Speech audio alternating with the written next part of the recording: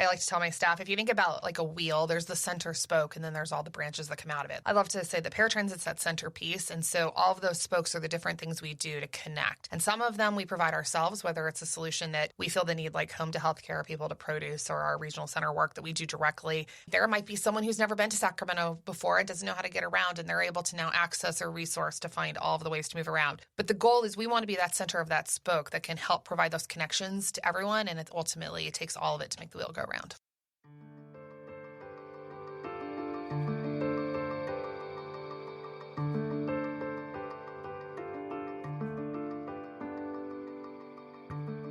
Hi, I'm Jeff Holden.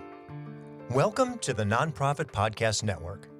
Our purpose and passion is to highlight a nonprofit organization in each weekly episode, giving that organization an opportunity to tell their story in their words to better inform and educate the respective communities they serve, as well as provide one more tool for them to share their message to constituents and donors. Our goal is to help build stronger communities through shared voices and to both encourage and support the growth of local nonprofit organizations through podcasting. Thanks to our founding partners for their foresight in helping us transform the way conversations start. CapTrust, fiduciary advice for endowments and foundations. Runyon Saltzman Incorporated, RSE, marketing, advertising, and public relations creating integrated communications committed to improving lives. And Western Health Advantage, a full-service healthcare plan for individuals, employer groups, and families. Before the episode begins, I want to take a minute to share that we now have a website where you can sign up to get our weekly email updates on the latest episodes, transcripts to prior episodes, and see what else we have going on. Please be sure to register so you never miss an episode or any other important information we may have to share in the nonprofit space. You can find us now at nonprofpod.com. That's nonprofpod.com. You'll also notice on the website a microphone in the lower right-hand corner. By clicking on it, you'll be able to leave me voicemail messages, maybe a question you'd like me to ask our guests, or just a comment on the program. I may even play your message in an upcoming episode. I look forward to more engagement with you as we continue to grow and better serve our nonprofit community. Thanks. Transportation. For most of us, we know what it looks like. You hop in the car and you go where we choose to go. Maybe you hop on a bike or a plane or a train or light rail, if you will. But it's not that easy for everyone. What about those with physical challenges? What about those with intellectual disabilities? What if you're new to town and have no idea how to get from wherever you are to wherever you need to go? Think about it for a minute. Medical appointments, work, financial support services, you name it. When you have to get somewhere, you have to know how to make that happen. Thankfully, there's an organization in town that is doing that and so much more. Way beyond what you expect of a transportation service. Way beyond vital lifelines. We're talking about impactful mobility solutions that are empowering our region with innovative initiatives and getting recognized nationally for the work being done to keeping our community moving. Paratransit is like no other organization I've spoken with, and Tiffani Scott is one of the most creative, solutions-based, and action-oriented leaders to sit across from me in studio. What she's done with this organization throughout her 12 years at the helm is nothing short of amazing. Tiffani Scott, welcome to the Nonprofit Podcast Network. Thank you for having me. I am so excited, and you are the last of a group of people that I had the privilege of speaking with at Sac State, early in the year. I think it was February or March. And to date, I have had everybody from that panel now as guests on Social Enterprise that have now been in the studio and their episodes. You are the last of that group, and I'm so excited to have you on because it's taken us a while to get you in here. Well, thank you so much for having me, and I've been looking forward to this, so I'm glad we could get it to finally come to fruition. Many of us recognize paratransit vehicles. You've been around town for 45 years, shuttling people back and forth, and we see those little minibuses and other types of vehicles. But I don't think people recognize the scope of service that you provide. We see them. We're really not sure what they're doing. We know they transport people with mobility issues, maybe walkers or wheelchairs or people with disabilities. But what you do is so much more than that. Could you walk us through the scope of what we see going on with those vehicles? Absolutely. So paratransit has been around since 1978, and I think we're one of those agencies that for a long time we did a really great job, and people, if you said our name, people say, oh, they're great, but then you wouldn't think about us. And so Kim Tucker, who's actually on our board from Impact Foundry, had said, we need to become our best storyteller. So paratransit started before there was an Americans with Disabilities Act, really about mobility. How do we get people who have the greatest need to the locations they need to be in? And in 1981, we were actually bestowed with a designation as the Consolidated Transportation Services Agency for Sacramento County. It's a designation that's in state law, bestowed to us by SACOG, or the Sacramento Area Council of Governments. We're actually the first agency bestowed with this designation in the state of California, so we are the longest holding. And that's because it's actually created based off of the work we were doing. And so it was actually something they put into law to encourage other agencies to do it. And so while we've had a long history of doing the transportation, and a lot of people had identified us with what we used to do, which was a lot of work with Sacramento Regional Transit, really what kind of got lost was that what do we do ourselves? And so in addition to transporting persons with disabilities, and we actually aren't the partner with SACRT for the day-to-day service, we do services for the regional center, which is where you see a lot of the buses going around, but people may not know that we deliver food boxes to seniors for the food bank, for Sacramento Food Bank and Family Services. We transport a lot of social service transportation, so we take seniors on outings. We take a lot of youth to some of the greatest places in the region, like the MOSAC and other field trips. We do work for a lot of community events, such as the Air Show, Ironman, and when the Homeless World Cup came in, we did all the transportation for that. We have an incredible maintenance shop where we not only maintain our vehicles, but we maintain fleets of United Cerebral Palsy, Asian Community Center, the food bank. We do a large group of taxis. So when you look at the vehicles we service probably 500 to 600 vehicles in our shop. Oh my where gosh. we only operate a fraction of that ourselves. And so we do that. We have mobility and travel training programs across the region where we teach people how to ride and do volunteer driver and other programs. And then we actually have a consulting service and have done work across the country from Honolulu, Hawaii to New York City, New York. And so those would be, because you're such an exemplary organization based out of little old Sacramento, you get the notoriety and recognition for the scope of service in these other markets that say, hey, what is it you're doing and how are you doing it? Correct. So there are a lot of things. So travel training in the United States is teaching people how to ride the system. Paratransit was the innovator in that space. We came in first. And so there's a lot of the work that we've done that we've really prided ourselves as an agency of being at the forefront. And we continue to really look at ways to be on that cutting edge. We're not scared to try new things and deploy new services. And so we're constantly looking at that. And we have the flexibility to be able to deploy and then go into larger agencies who maybe don't have the agility we have to get something started. But once it's there and it's tested, we could come in. And so we were able to, in Hawaii, Boston, and others, take our mobility programs and our ADA programs, so certification programs, and take them in there. And actually, they hired us to do those programs for them. Just out of curiosity, teaching people how to ride, what does that mean? So when we teach someone how to use a service, part of it is can they? So the way the system is developed for public transportation is that public transportation, like a big bus you see going down the street, is designed to transport everyone. But the reality is not everyone has the physical or mental capability of using that vehicle. And so the first step for someone who maybe can't or doesn't think they can is they can meet with us. It's free of charge. And we will do determination on, do you have what it takes to even travel train you? If it's not safe, if we don't believe you can safely be out there, we won't travel train you.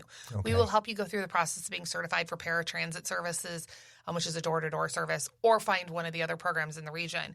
But if we believe you can safely travel, we will actually work with you on where are you going, when do you need to be there, and help you identify the best path of travel. We will actually walk you through that, everything from what would you need from fare collection or a pass to where would you ride a bus or transfer, whether it's bus, light rail, some of the other services.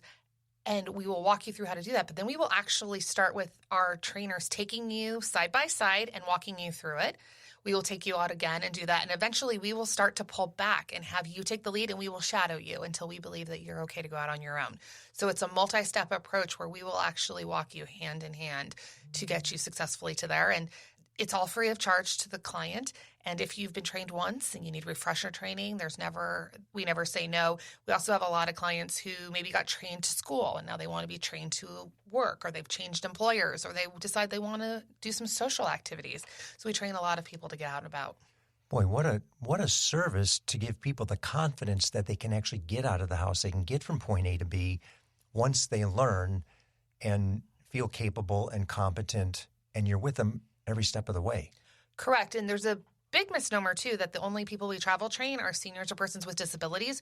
We actually will travel train anyone of any ability who wants to learn how to get out and about. So maybe you've never gone to a Kings game and you want to go downtown, but you don't want to deal with the parking. We can teach you how to make that trip to get to that concert, to get to that game on transit. And we can go from everything of teaching you how to do it over the phone and giving you what you need to do it, to actually taking you out. We've taken groups on outings for like a social event to teach them how to get downtown. So anyone who wants to ride, we want to teach. And almost to any place, it sounds like. Pretty much. It's anywhere in the 6-county region we can. So SACOG's region is 6 counties, and so we can travel train anywhere in those 6 counties, and we can travel train within the counties. So you can go from West Sac to Folsom, or you can go from Elk Grove up to Yuba City. We're not confined to one jurisdiction. Well, even significantly important for families with children old enough to travel and travel safely that don't know. And maybe the parents don't understand how to make it happen, but you can teach the children how to do it, whether it be getting to school or classes or museums or concerts. Actually, a few years ago, right before the pandemic, we started a program. We call it transportation literacy. So there's a lot of discussion that you need to teach financial literacy to high school students. Well, we believe you need to teach transportation literacy. A lot of people think, I have a car, I can get there. But the reality is not everyone has a car, and sometimes your car breaks. Sometimes you need a second ride home. Maybe you'll find yourself in a situation where you went to a party with friends and you don't want to be there anymore. And so what we have done is started working closely with young adults, so primarily from about 14 to 24, where we will actually teach them how to ride the system, how to prepare. We aligned closely with Thousand Strong, which was the mayor's initiative, so that if you're going to pick an internship, a big part of keeping your internship is getting to your job. Kind of so important. It's not only about picking the internship you want, but learning to pick the internship you can actually reliably get to. And then how do you read a timetable? How do you know how to get there? And for those who have those cars, it's how do you have that second backup when maybe it's your car, but mom's car broke down and she needs to take your car today and you need to get to where you're going.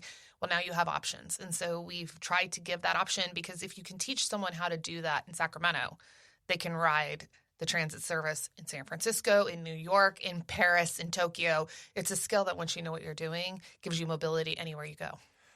I remember that when I was a kid. Growing up in Chicago, it's my gosh, I got to get on this bus. I remember taking rides to the end of the bus line. I did it in New York as an adult, for gosh sakes, because I wasn't paying attention and had to come all the way back. So what a great service. What a great service. I think so many people don't realize how many things you provide. We just tend to think it's for people with disabilities, maybe seniors, and that's the extent of it. But it's much, much more than that. Well, when we started, our name really leaned into that. So we were Paratransit before the ADA Paratransit. So if you look at our buses today, they actually say PI Solutions. And so we've, over time, really kind of worked towards that while Paratransit is our name, PI Solutions is the idea of we're a solutions-based agency. So there are a lot of mobility challenges in the region that different individuals and agencies face, because we don't only provide individual solutions, we do a lot of agency work. And so the idea is we're an agency about solutions, and we're interested in partnering with people to get their mobility solutions solved. So it really kind of leads into the idea of bring us your problem, we'll help you find your solution. And you are very progressive in the things that you do. You look for opportunities to fund and support by community need. I know you've got a couple of unique programs that we wanted to touch base on, Home to Healthcare and People to Produce. Go ahead. I know they're exciting for you. So it started originally with People to Produce. So during the pandemic, a lot of our clients ended up being at home. They were the most at risk, and so they followed the orders to shelter in place. But we didn't want to just say, okay, they're at home, we have no need. Literally the day that the governor and the mayor announced the shelter in place order, I reached out to the city council and asked, okay, so if we can't take people to things, let's start talking about how we take things to people. And within a few days, we were delivering meals. And so we were very fortunate to partner with Chef Mulvaney and clay netting and others as part of Family Meal. Family Meal became the basis for statewide Great Plates delivered. And so we were the delivery agency for that. We were delivering hot meals. No meal was on a bus more than 2 hours. It was 1,100 meals from 42 restaurants every day. And then we were doing the food bank on top of that. And so we really kind of got in this food space. And we knew that as much as this was an issue, it wasn't just a pandemic-based issue. It's that the pandemic really highlighted, which we knew was a problem. And so part of that is being in a city that is so agriculturally rich. I think people think of us as the capital city. They forget that Sacramento is this huge hub of agriculture. And we have the abundance of farmers markets and things that aren't other places. That's why our Midtown market, was third in the country. Right. That's not by accident. That's by design. But it's amazing how many people can't get to it. And when you look at the data, and we got a chance as being part of these initiatives to see mobility and access are the greatest challenges to keeping people from getting the things they need. And so one of the big issues that came to play was that there are food deserts all over the Sacramento region where we have this abundance of food, but there's neighborhoods without grocery stores, without reliable connecting service to things like the farmers markets. And so we actually put in a grant to the USDA in partnership with Alchemist, another great nonprofit. Yes. And we were able to secure funds. I believe it was the first transportation grant from the USDA in the region to provide a shuttle to the Florin Road Farmers Market. And so the shuttle's free of charge. And it takes people from South Sacramento to the farmers market so they can access produce. It was designed not only to be an access grant, but also to be a local economic development grant because it's good for the farmers. And so we really look for things where it's not just solving one problem. It's taking people who have the greatest need and connecting them with a business that's looking for a clientele and really looks for that. So that program was highly successful. We talked about it a lot in DC and people really liked it. And so we were able to secure additional funding. For that, there are now 5 people to produce routes. Wow. We will be hopefully in the next year launching more that connect to multiple farmers markets, whether it's the downtown markets, but we also connect to food banks. And so and food distribution sites, knowing that not all of the markets are year round. We're very fortunate that the one closest to us, Florin, is. But the routes are designed to connect to every RT bus and light rail along the way. So they are also great first last mile connectors. So you can use them to get to produce, but you can also use them if there is a need to get to regular transit. There is no charge. And so the service is there to connect people. And from that, we relooked at the idea, it's an initiative Valley Vision's working on, which is that food is medicine. And if you think about it, Sacramento is very wealthy in the number of hospital systems we have in medical, but yet people overwhelmingly still see triage as a solution. The emergency room is considered to be flooded. That provides not necessarily the best care, but also very expensive care. And so we looked at, is there a way to take what we did with people to produce and also bring that into the healthcare space? And so we developed Home to Healthcare, which is additional routes. There's 9 pairs, so it's actually 18 of one and 10 of the other that connect to every major hospital in Sacramento. And so they also connect community clinics from SNAHC, WellSpace, and others so that people can get to visits. And the idea is people are going to the doctor, but if it's not convenient or they can't get to an appointment, they'll tend not to go. And then they end up back in the emergency room. Exacerbates the situation. If we can spend $1 and we can save $5 because and be preventative, we can get an outcome where the person's healthier and we save money doing it by providing access. We need to do that. And actually, if you think about it, people to produce and home to healthcare work perfectly together because let's say you have a client who's struggling with a health issue such as diabetes. You don't want to just treat the diabetes. Part of that is access to healthy, nutritious food. And so by having these routes, it allows them to access their doctor, but then if they need to get to that market to get that fresh food, we can get them there too. So the idea is that they work in tandem because it's not just about healthcare, it's about nutrition. And so how do we make this region have access, but actually have healthier outcomes so that the neighborhoods we serve have a higher quality of life? Well, and it's so fortunate that we have people like Blake Young at the Sacramento Food Bank and Patrick Mulvaney with Mulvaney's who understand the value of the nutritious food. It's not just about feeding people, it's feeding them the proper way because then that's back to prevention for healthcare. Correct. If you're eating properly, the likely is you can diminish some of those ailments that you have. But if you don't have transportation, you're going to eat what you can get. Correct. And what a service. I mean, just what a service to think that you were able to get that in place, and now through its success, it's going to continue to grow. Benefits the community in so many different ways. The hope is that this becomes not only a model for Sacramento, but we've actually been able to go back to DC and create a model for how transportation can look in the country. And for me, I look at it, I've kind of coined the phrase purpose-built transit. Yes. So transit needs to be a lot of things, but sometimes I think we hesitate to look at why are people riding? Oh, they're going to the store. But why are they going to that location? They're going to the location because they're food insecure. They're going to a food bank because they're struggling. So the issue is, can we provide solutions that look more at the reason people are riding? And when you look at things like that and you look at the number of transfers people have to make or the timing of it, can you just be more purposeful by design in how you do that? And so it allows us to change the KPIs to not only being how many people rode, but maybe only half as many people rode as would ride a normal service. But those 5 people, let's say instead of 10 in that hour, have a healthier outcome and they stayed out of the emergency room and they're no longer hungry and their kids are attending school more frequently. Those KPIs outpace just that looking at was it a transit rider? We're looking at the bigger picture, which is the impact in the community. And those 5 people can have a tremendous impact, not only to their own personal life, but to the expenditure of resources, which allows for more people to be served, more access, and then ultimately changes the health outcomes, which is a huge issue. And that's I think, the key point for the community benefit. If we can change that health outcome, we can get it to a preventative basis as opposed to a symptom treatment basis. The pressure's off of so many different organizations in a different way. And now that person is capable of working. And we know that if they need a way to get to work, you've got it. Correct. It's just a full 360 in the beneficial aspect of it to the community. How many vehicles do you have in service?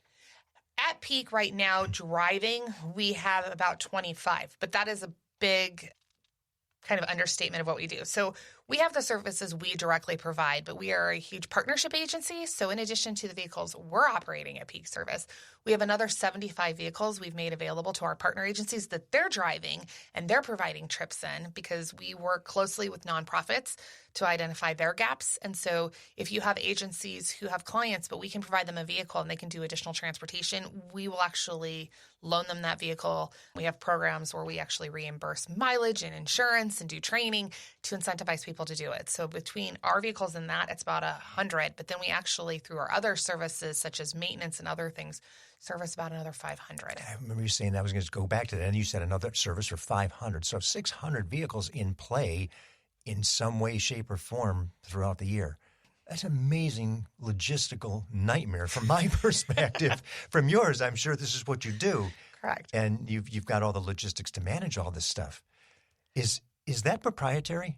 So, no, it's a lot of work, but we actually, well, some things we do like the Paratransit way. So our maintenance shop, I think, is the greatest example of that. So nothing we do is proprietary, but a lot of it is based on, as a nonprofit, we have very favorable rates. So we have a lot of clients who come to us because we can actually beat the rate of a shop. But it's more than that. We have the expertise. So if you have a lift-equipped vehicle, we have the expertise in that. But a lot of people don't know that our shop can work on sedans. So if you're a small nonprofit and you have 1 or 2 vehicles, or you have a pickup truck and you need it to be done, because a lot of the service isn't just about the maintenance, it's about the reporting. You get a grant, you now have to report and turn in reports that you're maintaining that vehicle correctly, that you're meeting the service intervals. We actually, for our clients, provide all of that. We will track the vehicle. You send us your mileage. We track it. We tell you when it's due to service. We give you all the reporting. We make sure it's meeting all the requirements for things like the California Highway Patrol, so that for a lot of nonprofits we work with, that's just resources they don't have.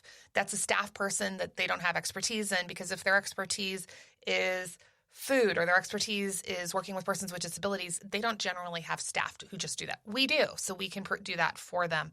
But on the software side, we actually have a full development team. And so we've developed innovative software. So the software that we've gone into these other areas with, we actually have software that competes with the private market, where we use our own in-house developed software. And we've actually had agencies who rent that software or lease that software, just like you would buy a piece of software like Microsoft, and they can use it to access and use in their in-house. And so we train people to either have us do it, but we've also trained people how to use our software and do it themselves. And that's going to get us to the next question in a second, because one of the things that I'm seeing is this is the collective. We talk about the ability for nonprofits to not duplicate every effort. And if we can minimize some of that, whatever it happens to be, here's one of a perfect example. If you have a transportation need, maybe you even have the vehicle, but you don't have the person to do all the proper, and if you do, they're taking way too much time. It's an inordinate amount of time because that's not what they do on a day-to-day basis, but you do it for them. That's amazing. Well, and we have the ability because of our size to do things like loaner fleet and be able to do the transportation. Our shop is open from 5 a.m. till 10 p.m. at night, so we can do before work or after work. So we've really tried to look at how we can partner with others to make it better. And I think that's part of what makes Paratransit unique is that we don't judge our success only by the things that we provide, but it's the wins that our partners have. So when they're able to transport more people, or we work closely with River City Food Bank. And so like Amanda McCarthy was talking to us about how we were able to help them with some of their vehicles. You know, those are resources they don't have. And she's told us repeatedly that means that they can use their resources to help more people with what they do. And we count that as one of our wins, because if people are ultimately, more people are helped because we were involved. It doesn't matter if we did directly or our partners did. That's a win for the community. And so our agency is largely based on partnerships. And so we don't see those wins as just what did we do, but how do we all work together? How can we help others meet their goals? How can we help them save money? Because obviously with nonprofits, cost is there. So it's kind of a unique thing. A lot of our maintenance clients come to us because we can provide them great service for cheaper than they might get it on the commercial market. But then when you think about it, when they're paying us, we're putting that money into services we're providing to the public. So it's more people, both agencies save money and both agencies give more service out to the public. So it's always a win-win situation. And that we try to find those wherever we can. And that's what it's about. And we've had Amanda in here, another great organization. I'm smiling as you're going through the organization. She's going to think, okay, we've had them in that chair. We've had them in that chair. He's been in that chair. Nobody has had this much connectivity to the people we speak with. And we are not specific in a particular category, obviously. I mean, we're talking about the app for transportation. Well, visit Sacramento, Mike Testa. Mike's been in that chair. And who would think that Paratransit would be in that space? And, of course, UCP and or the food banks. And it's just amazing the scope of what you do that I think we all take for granted that that's somebody else. It's not Paratransit. I always look at it, I like to tell my staff, if you think about like a wheel, there's the center spoke and then there's all the branches that come out of it. Think of a bicycle wheel. I love to say that Paratransit's that center piece. And so all of those spokes are the different things we do to connect. And some of them we provide ourselves, whether it's a solution that we feel the need, like home to healthcare people to produce, or our regional center work that we do directly. And the end user is our clientele. It's our design.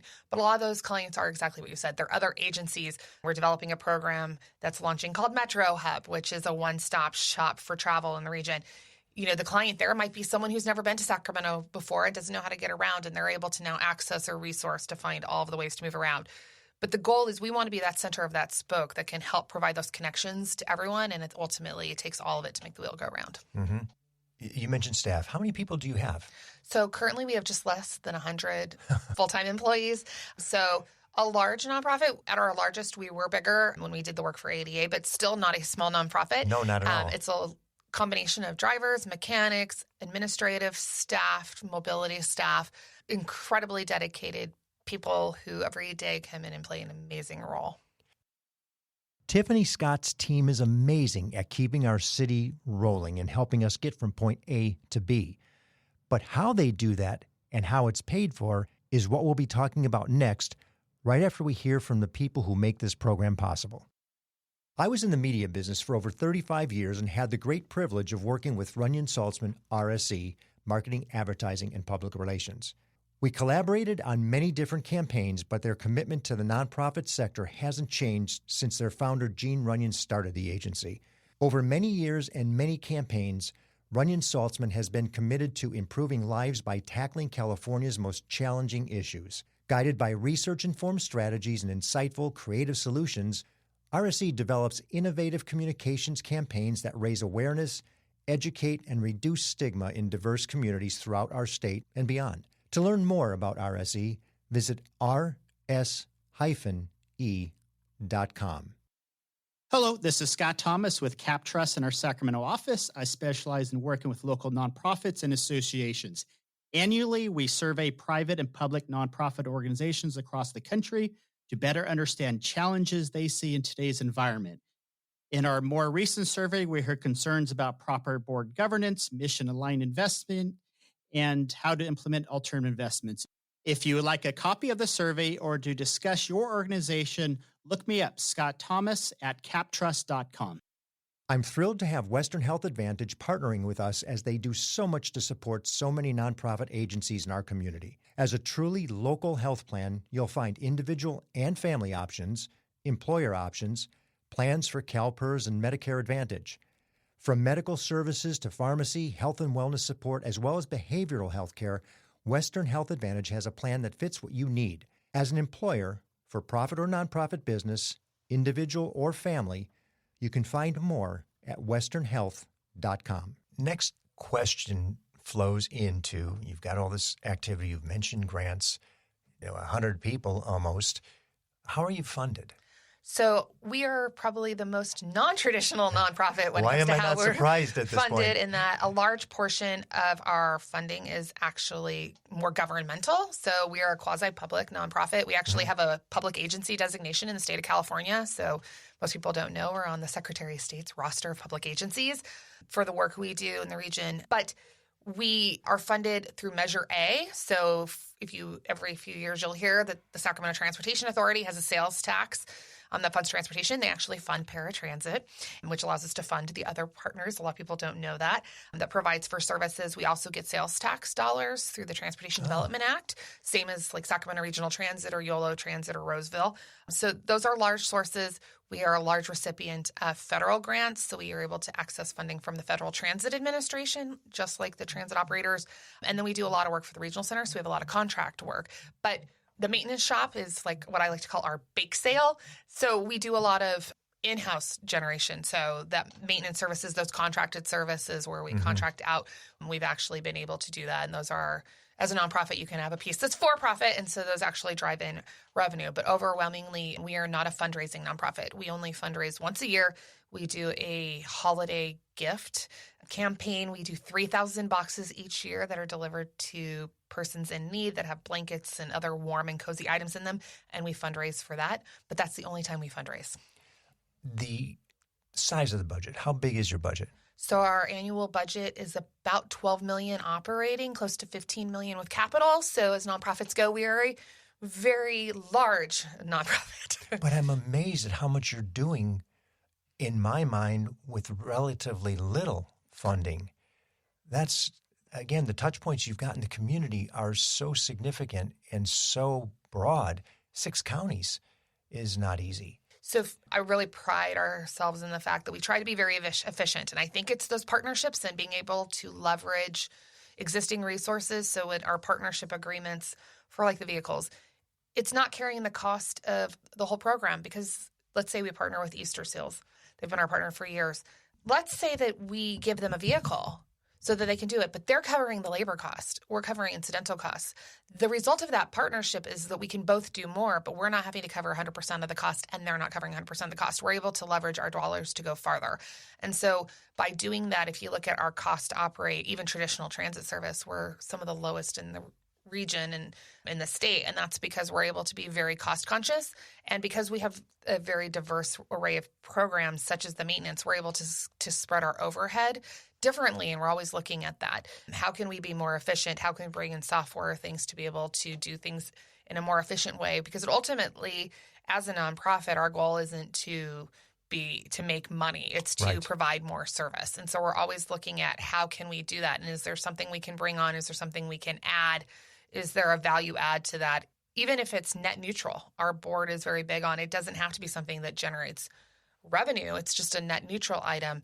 We're interested in that. And I think that's one of the great things about being a nonprofit. And in the nonprofit space, it's not about how much will I make. It's can it cover its cost? And if the answer is yes, then it's a lot easier to go for it. You have an innate ability to identify the need in the community when it comes to a transportation mobility issue because you are so prolific in so many organizations. And you touched on Metro Hub a little bit. Let's expand a little bit more because that's yours. That's your development, your concept, your origination, and it's not for challenged mobility. It's for the population at large, including the guests that come to the city. Go ahead and explain that a little more. So Metro Hub is a brand new initiative that's being launched. And it's designed not only for those who have mobility challenges, it's actually designed for everyone. So picture yourself flying into Sacramento International Airport. You haven't been here before. You need to get around. There's a transit system. There are, usually a lot of people just go to the rental car and they drive and they use that. But not everybody wants to, and it's expensive. But let's say you also want to get out and about. The idea was to create a one-stop shop. And so it's starting with a website. That website is fully interactive, so you can call us, you can use the website, you can actually direct chat to a live agent who's actually one of my staff. It's not a bot. Who's going to tell you, answer your question when you Correct. you so come to town? It's staffed Monday through Amazing. Friday. Eventually it'll be staffed more. But let's say you're coming into town and you want to know, hey, I'm going to be coming into town. I'm going to be getting downtown. How can I get there? And once I'm downtown, I want to go out and see wine tasting in Clarksburg, or I want to go up to Roseville, or I want to go up to Apple Hill. How would I get there? What are my options? You would actually be able to communicate with our transit experts, and we would be able to tell you all of your options. Are you looking for a car? Are you interested in transit? How far are you willing to walk? Are you willing to consider a bike? But it also, beyond the travel, is for commuters. So let's say you're now looking to commute. Maybe you're wanting to get out of your car and you don't want to sit in traffic. You'd like to be on a bus or a van pool or a carpool.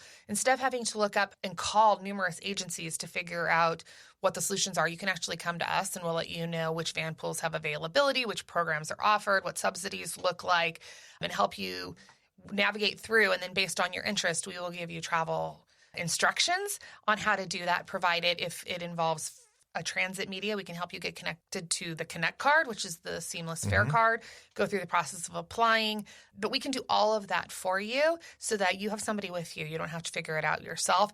And then if you've never ridden transit before and you are considering maybe commuting that way, we can actually put our travel trainer with you and take you out and show you which bus stop, which travel platform, how to board light rail, how to pay a fare. It's amazing how many people who've never ridden don't know. It's a lot of the public. We will do that, and that's all available free of charge to you. So we're not only going to give you a list of what's available, but we're going to hand you the resources and the training that you need to be successful to make those trips, and it's all free to the end user.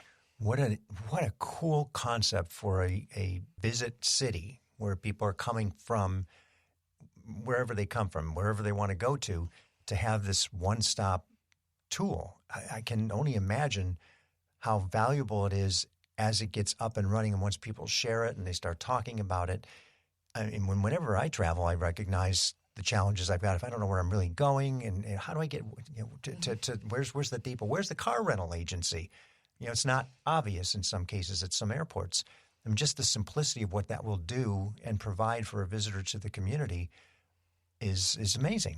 It's just amazing. And that's the hope, because while it's great to have a car, a lot of times you miss out on things when you're just in your car too. And we don't want people, we want people to come downtown and obviously shop downtown. We want them to see more of the region. We'd like them to stay longer. But weather's an issue. So if you're interested in getting to Tahoe, if you've ever taken the train, we can teach you how to connect to the Capitol Corridor.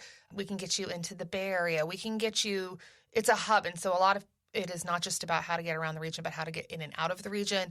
There are a lot of people who have never gotten outside of their car to travel. And so our hope is, can we help you do that?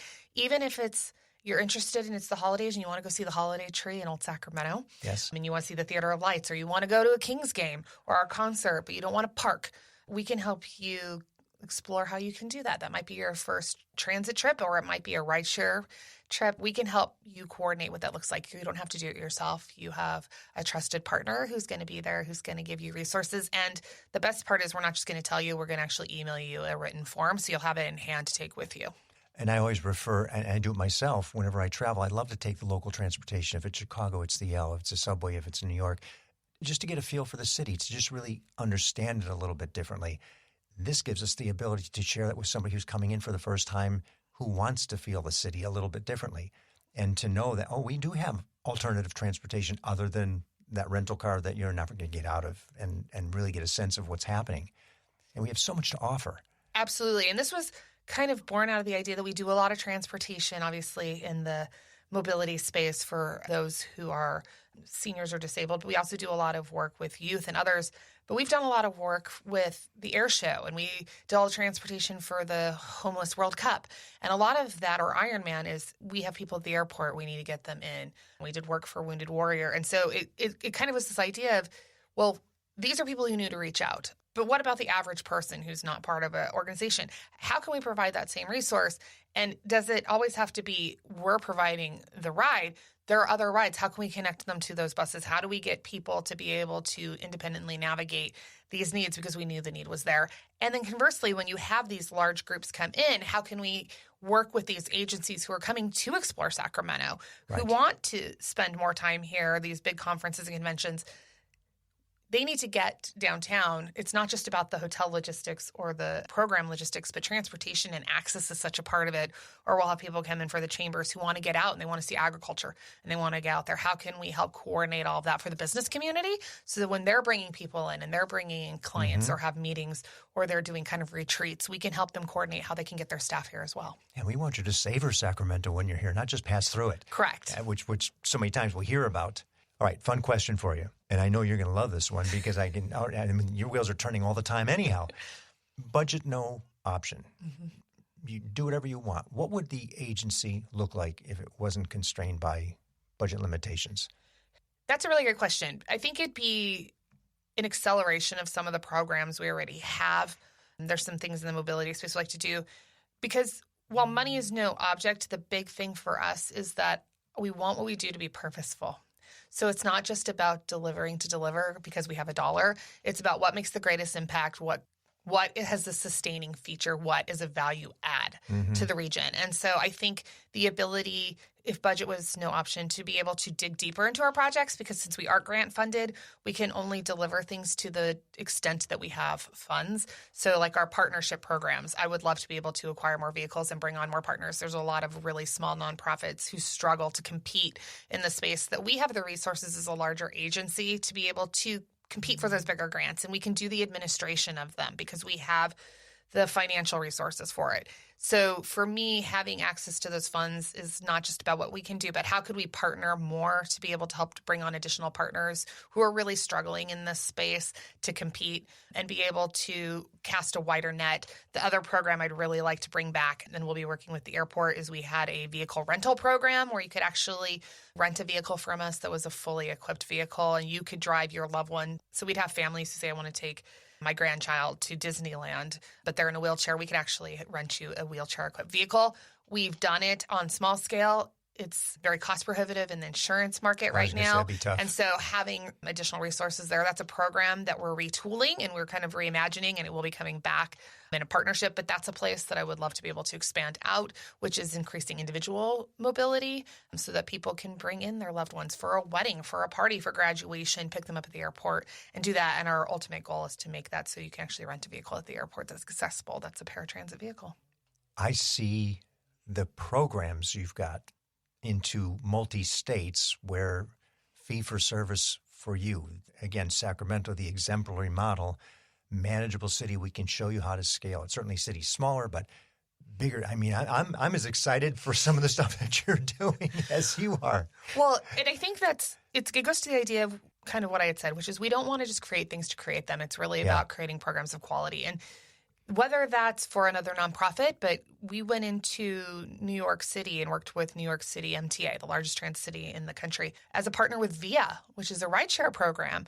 They had to they had to train their cabbies they were hiring to deal with persons with disabilities. So they actually hired us to come in and provide all the training to the cabbies to do that because of the experience and expertise we have in this space. And so that's part of what I pride and our agency really prides itself in is the fact that we don't just deliver service. We want to deliver it to a quality and in a quantity that can be consumable by others and that people look to admire. And so we've done a lot of training. We've helped start up services all over the country, both in the travel space, but in the operations space, and come in as kind of technical experts where we're not going to run the program, but we're going to help teach them how to do it the paratransit way.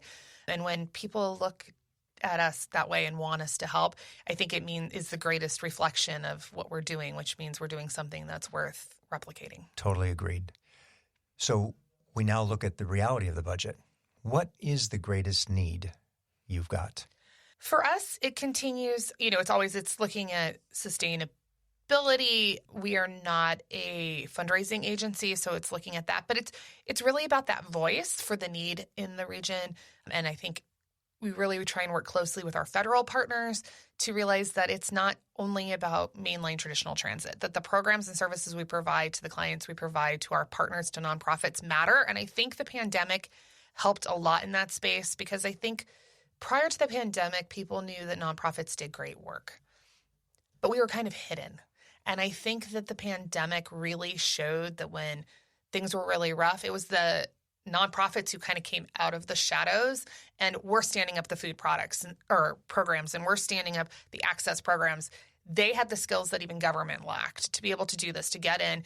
We're really close to the end user. When you look at CBOs, community-based organizations, it's not just about deploying services. It's about how do we get into homes? How do we get to those who are the hardest to serve? And so I think for us going forward, it's continuing to strengthen the partnerships we have with nonprofits, but also the voice that didn't end with the pandemic. I think all the nonprofits are there. I know the food banks are seeing demand continuing to grow even past pandemic. In some cases, double. You're seeing post-pandemic. Correct. You're seeing, the need for employment for disabilities. So like Pride, that didn't all go away.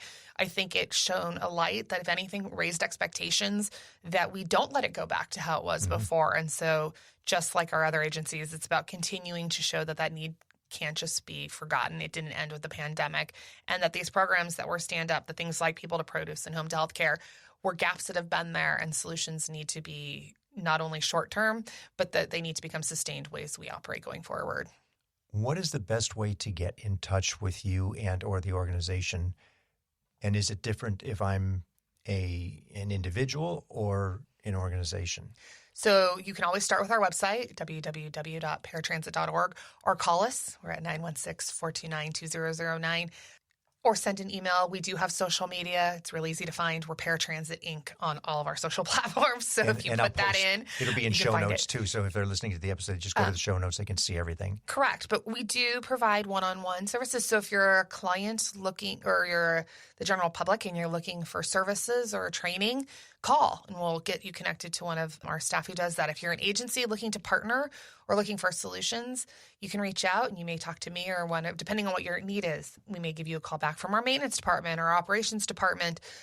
We really pride ourselves. I think if you ask our partners, our staff is exemplary and people love working with us. So if you're out there and you have a challenge and you think we have a solution that can help you, reach out. We've even worked closely with other agencies we're not scared to try new things. So pose your problem, and if we can come up with a solution, we will help you. Or if we have a partner who I think is a partner who can help you solve a solution, I'd love to make a connection. Best way on this is that actually the American Cancer Society's big initiative going forward is about healthy food for cancer patients. And I'll be meeting with them tomorrow about how the work we're doing can actually help benefit the Cancer Society. So there's always a new initiatives out there, or connections to be made. So please reach out. And who would have thunk? The connections, anything. You think about food. If you can connect people to food because they can now get to it, what a benefit. Absolutely. American Cancer Society, another great example. And I'm sure there's my American Diabetes Association, where, if I can get them away from what they're eating today in a food desert into a better situation where they're eating produce and fresh fruit and good food, we change that dynamic so much. Absolutely. Boy, Tiffani, what an incredible steward you are of an organization that is just blossoming. And it's so exciting to think it's in Sacramento, and that you are at the head of it, and you've got this incredible team of 100 people who are so committed to the cause and passionate about it, and the collective nature of what you're doing, the interactive nature of what you're doing in so many different ways. Again, I smile because who else has all these touch points throughout the community? Well, you need to get from point A to point B in Sacramento. There's no other way around it. And there's all these different ways to do it. And you're providing the solution, whether it be literally the solution through a vehicle that's yours or serviced by you. If not there, then it's by a tech solution where people can find and identify it. So thank you so much for what you and your team do. I know it's a ton of work. And you're doing it with such a small group of people. and just blown away. When I asked you some questions earlier, it's like, well, who's doing that in terms of that? Oh, that's us. Well, how about the IT? No, that's our team. We got a good team. Well, how about this? Yeah, no, that's us. We're taking care of that. So congratulations to you. Thank you to you for what you're doing in providing so much for Sacramento. Well, thank you for having us. And, thank you to all the partners and those who are out there who realize that this is important. I think when you think about it, I'll kind of leave you with the idea that to me, in a perfect world, it'd be a world where access isn't the problem. And so really we're an agency who, if we can solve anything, it's how do we create access? Because access is how you get food. Access is for healthcare, access for employment, as for education. The number one barrier to people living their lives, whether they're able-bodied, disabled, elderly, is access and lack, in particular lack. And so if we can work with others to move one barrier at a time, that means enhanced access, then we've done our job. And from the simplicity of education, just give me the confidence to know I can get on that vehicle and or that bus or that route, whatever it is that I need to do. I can navigate it myself. What a boost for those individuals in terms of beyond even just the simple access. You've changed a dynamic, a behavioral trait for them that now allows them to function differently in society for the benefit. Absolutely. And I think people forget all too often that I think we get in this world focused on it has to be a big change. And the reality is if you can make a positive change for one person, you've changed their life forever. There is no greater result. So the ability to do that day in and day out is what it is. But I encourage everyone to remember it doesn't have to be changing the entire community. To that one person, you changed their life. Right. Well, thank you so much. Thank you.